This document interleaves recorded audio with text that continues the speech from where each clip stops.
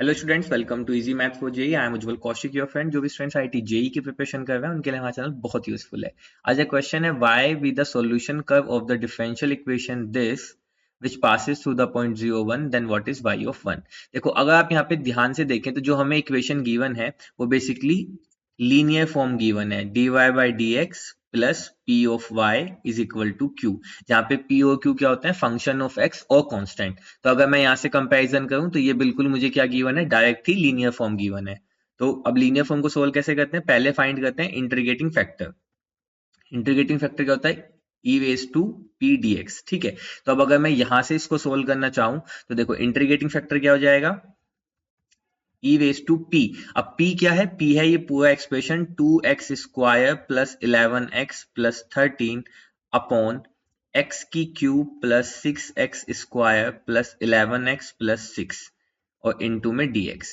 ठीक है, तो बेसिकली मुझे इसका इंटीग्रेशन करना है, तो मैं अपनी प्रॉब्लम को पार्ट्स में ब्रेक करता हूं। पहले मैं इस इंटीग्रेशन को मान लीजिए आई मान लेता हूं और मैं इस इंटीग्रेशन की वैल्यू निकालने की कोशिश करता हूं। ठीक है, 11x प्लस 13 अपॉन एक्स की cube plus 6x square plus 11x plus 6। ठीक है, अब अगर आप यहाँ पे ध्यान दें तो नीचे तो आपको एक क्यूबिक एक्सप्रेशन गिवन है और ऊपर आपको क्वाड्रेटिक एक्सप्रेशन गिवन है। अगर नीचे वाले का डेरिवेटिव, डिनोमिनेटर का डेरिवेटिव सीधा सीधा न्यूमरेटर में गिवन होता तो ये एक्सप्रेशन मेरे लिए बहुत ईजी हो जाता, बट ऐसा है नहीं। देखो मैं क्या करूंगा, मैं पहले कोशिश करूंगा कि जो मैं डिनोमिनेटर गिवन है क्या मैं उसको फैक्टर्स में ब्रेक कर सकता हूँ क्या। तो देखो जैसे ही मैं x की वैल्यू -1 पुट करूंगा डिनोमिनेटर में, तो डिनोमिनेटर क्या हो जाएगा, -1 की क्यूब -1 प्लस 6 -11 प्लस 6।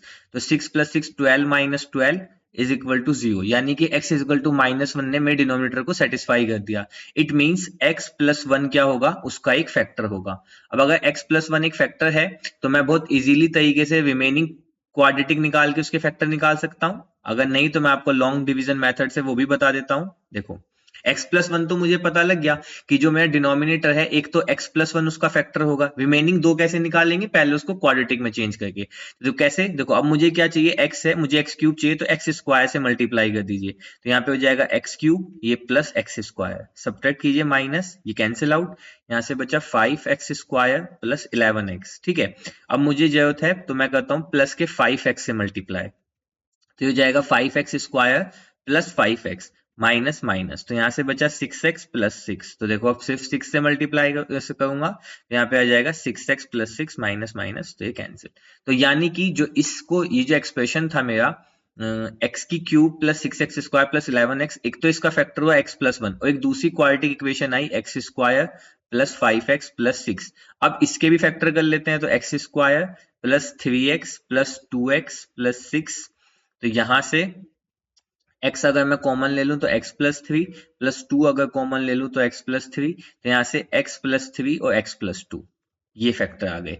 तो इट मींस फाइनली जो ये मेरा x की cube plus 6x square plus 11x plus 6 है, इसको मैं क्या लिख सकता हूं, x plus 1 x plus 3 x plus 2। ठीक है, ये मैंने इसको पहले आपको फैक्टर में ब्रेक करना सिखाया। अब चलिए हम किस तरह से इसको क्वेश्चन को आगे मूव करते हैं। ठीक है, तो अब जो मेरा इंटीग्रेशन था, बेसिकली इंटीग्रेशन कन्वर्ट होके ये बन गया, तो मैं यहाँ पे आई ले लेता हूं अपना इंटीग्रेशन। इंटीग्रेशन था बेसिकली 2x की cube square, 2x square plus का 11x प्लस 13 अपॉन, नीचे में आया है x प्लस 1 x प्लस 2 और x प्लस 3 dx। ठीक है, ये बेसिकली मेरा इंटीग्रेशन आ गया। अब मुझे इसको सोल्व करना है तो मैं यहाँ पे पार्शियल फ्रैक्शन यूज करूंगा। तो देखो पार्शियल फ्रैक्शन कैसे करते हैं हम, बेसिकली जो ये एक्सप्रेशन है 2x square plus 11x plus 13 upon x plus 1 x plus 2 x plus 3, सभी की पावर 1 है तो सिंपली ये ब्रेक हो जाएगा a upon x plus 1 plus b upon x plus 2 plus c upon x plus 3 में।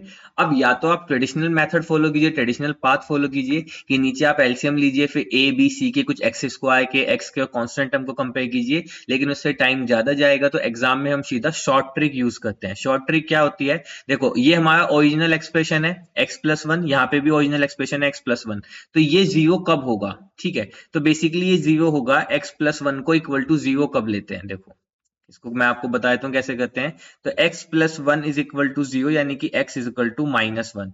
तो अब आप क्या कीजिए, जो इसकी लेफ्ट हैंड साइड है वहां पे इस वाले फैक्टर को छोड़ के रिमेनिंग सब में x की जगह पे -1 रख दीजिए। अब इस वाले फैक्टर को हम क्यों छोड़ेंगे, क्योंकि जैसे ही आप यहाँ पे -1 रखेंगे डिनोमिनेटर 0 हो जाएगा। डिनोमिनेटर 0 होने का मतलब है एंटायर एक्सप्रेशन नॉट डिफाइन हो जाएगा। तो उस चीज को अवॉइड करने के लिए हम x प्लस वन को छोड़ के रिमेनिंग में x -1 रखते हैं। तो देखो क्या आएगी वैल्यू, 2 -1 का स्क्वायर यानी कि 1, -11 प्लस 13 अपॉन -1 प्लस 2 और -1 प्लस 3। तो ऊपर आया 15 -11 तो यानी कि 4 अपॉन, नीचे में बना 1 और इंटू 2 तो 2 यानी कि यहां से आ गया 2।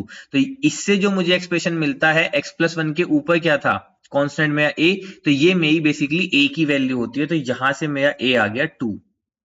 ठीक है, मैं क्वेश्चन थोड़ा लेंदी हो सकता है लेकिन मैं आपको ईच एंड एवरी स्टेप समझाऊं ताकि आपको दोबारा डिफिकल्टीज ना हो। अगर आप थोड़ा इंट्रीगेशन में वीक हैं तो भी आपको कोई दिक्कत नहीं, इस क्वेश्चन को समझने के बाद आपको कोई डाउट्स नहीं रहेगा।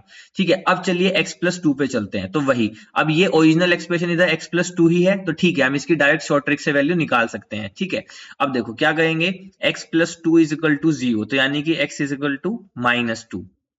अब x is equal to -2 put कीजिए इस वाले एक्सप्रेशन को छोड़ के रिमेनिंग सब में। अगेन वही, x प्लस टू को क्यों छोड़ेंगे इस बार, क्योंकि अगर मैं इसमें -2 पुट कर दूंगा denominator 0, entire expression not defined.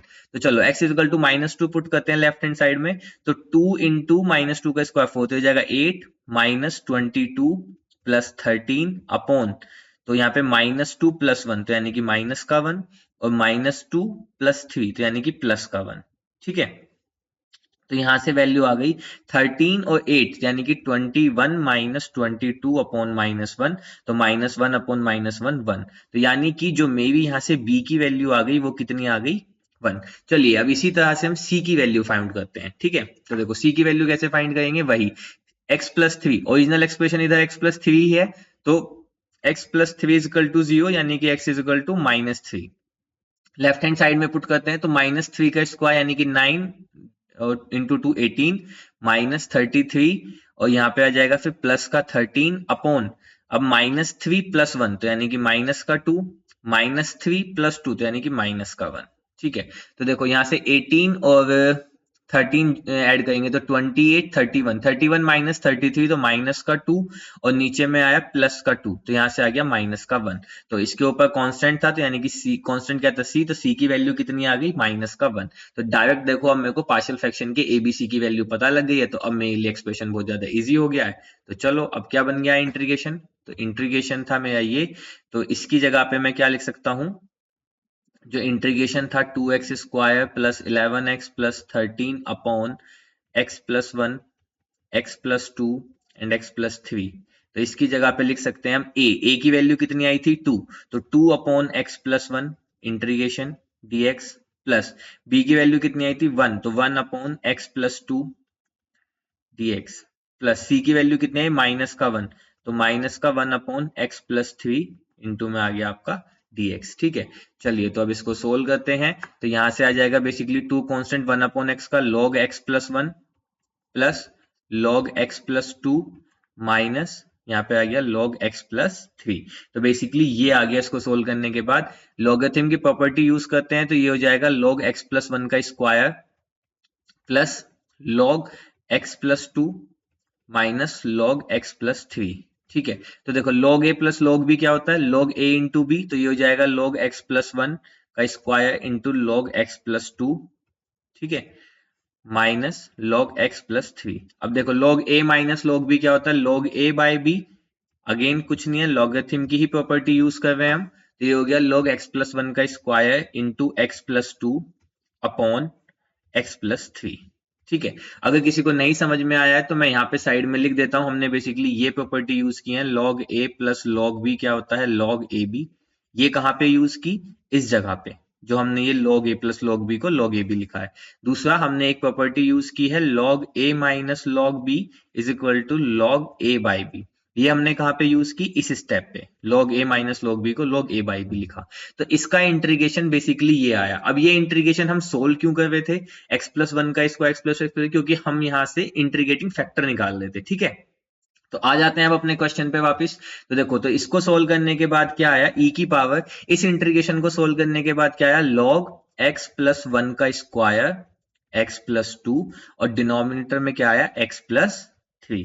ठीक है, अब हम जानते हैं लॉगरिथम की एक प्रॉपर्टी होती है, मैं यहाँ पे लिख देता हूं, क्या होती है कि a कि अगर exponent log b with base a हो तो इसकी वैल्यू b ही होती है। तो अब देखो यहाँ पे e है, अब नेचुरल होगा तो ऑब्वियसली इसका बेस भी e होगा, तो कंपैरिजन करने पे e log e, ये कैंसिल होकर सिर्फ b बच जाएगा। तो यानी कि मेरा इंटीग्रेटिंग फैक्टर क्या आ जाएगा, x प्लस 1 का square x plus 2 upon x plus 3। ठीक है, ये आया इंटीग्रेटिंग फैक्टर। अब हम निकालते हैं सॉल्यूशन। हम जानते हैं सॉल्यूशन कैसे निकालते हैं हम अपनी लीनियर का, y into integrating factor is equal to integration of q into integrating factor plus some constant c, यहाँ पे आप dx कर लीजिए। ठीक है, तो y इंटू इंटीग्रेटिंग फैक्टर आया x प्लस 1 का square x plus 2 upon x plus 3 is equal to, अब देखो q क्या था जो राइट हैंड साइड में था, अब देखो q क्या है, q देखे तो हम x plus 3 upon x plus 1, देखो यहां से कंपैरिजन करेंगे ना, एक सेकेंड, हम जो कंपैरिजन कर रहे हैं वो यहां से कर रहे हैं, dy by d x plus p y is equal to q. तो यहां से अगर हम देखें तो q की वैल्यू कितनी है, x plus 3 upon x plus 1, तो यहां से कितना आ गया, x प्लस 3 अपॉन में x plus 1 into integrating factor, तो यानी कि x प्लस 1 का square x plus 2 upon x plus 3 dx plus c। देखो x प्लस 3 से x प्लस 3 कैंसिल, इससे एक पावर कैंसिल, तो बचा सिर्फ ये, तो यहां से मल्टीप्लाई कर देंगे तो जाएगा x स्क्वायर प्लस 1 की मल्टीप्लाई 2, अच्छा x की मल्टीप्लाई की x square, x 2x plus x plus 2, तो basically x square plus 3x plus 2, तो एक लाइन बचाते हुए मैं डायरेक्ट लिख देता हूं x square plus 3x plus 2 dx plus c। ठीक है, अब इसका इंटीग्रेशन कर देते हैं, x cube upon 3 plus 3x square upon 2 plus में 2x और प्लस में कांस्टेंट c और इनटू में चल रहा है y इंटू एक्स प्लस 1 का square x plus 2 upon x plus 3। तो बेसिकली ये आया मेरा सॉल्यूशन सोल्व करके। ठीक है, अब इनिशियल कंडीशन कुछ हमें गिवन थी, देखते हैं इनिशियल कंडीशन क्या गिवन है, इनिशियल विच पासेस थ्रू 0 1, तो y ऑफ 1 की वैल्यू बतानी है। ठीक है, चलो, तो अब ये पास करता है, passes through 0 1, तो x की जगह 0, y की जगह 1 रखेंगे, तो देखो जब y की जगह 1 रखेंगे तो 1 इंटू एक्स की जगह रखेंगे तो 1, यहाँ पे आया 2 और यहाँ पे आया 3। ठीक है, ये हम c की वैल्यू निकाल लेंगे इससे हम, तो x की जगह पे रखना है 0, तो 0 प्लस 0 प्लस 0 प्लस c, तो बेसिकली c की वैल्यू कितनी आ गई, 2/3, तो c की वैल्यू 2/3 डायरेक्ट यहाँ पे पुट करेंगे।